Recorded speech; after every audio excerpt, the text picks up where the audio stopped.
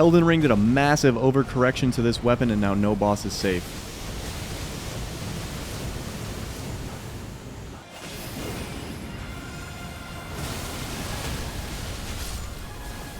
Also, thank you to the sponsor of this video. Make sure to use code rivtekk at checkout. What's up, everybody? It's Riv. Elden Ring had an update this week, and one of my favorite weapons, the Euporia, got a massive upgrade. If you don't have this weapon, I have a video on that. I'll leave a card and a link in the description. The three major buffs that came to this weapon were the holy damage was increased when the weapon has its luster restored. The luster is when you land multiple attacks and the weapon starts to glow.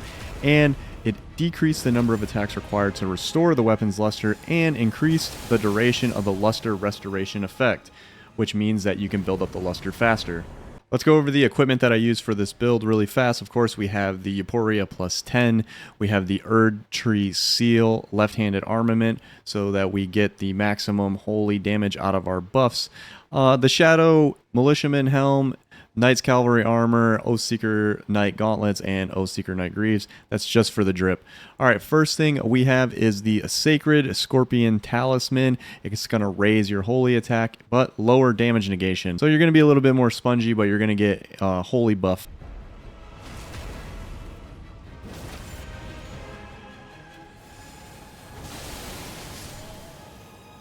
And then the two-handed sword talisman. So in order to build that luster up faster, we're going to hold this weapon two-handed. So the two-handed sword's talisman is going to help enhance that attack power with the two-handed weapon.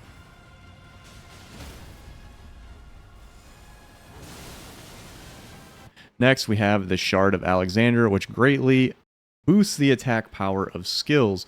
So we're going to be using Euporia's Vortex in order to finish off enemies or to do massive amounts of damage after building up the luster. And I'll show you an example of that.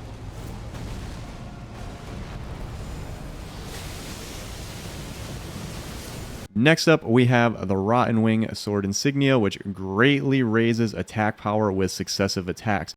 So we're going to be heavily focusing on landing a charged R2 attack, a charged heavy attack, because it lands successive attacks, and this is just going to help amplify that damage.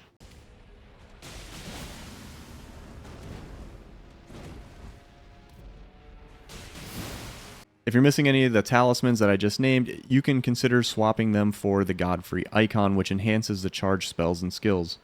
For my incantations, I use the Golden Vow for a 15% damage buff, and I stack that with Flame Grant Me Strength for an additional 20%. In my Flask of Wondrous Physick, I have the Spiked Crack tier and the Holy Shrouding Crack tier.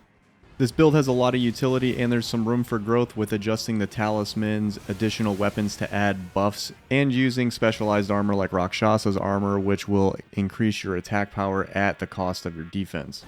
Alright, so that's just a quick little showcase of what this weapon can do. Let me know which talismans you would recommend using and what additional buffs you would add to the weapon to make this build even stronger. If you would like to see me cover any other weapons, let me know which ones down in the comments. And if you found this video interesting, entertaining, or helpful, please make sure to hit that like button and also consider subscribing. Subscribing is absolutely free to do.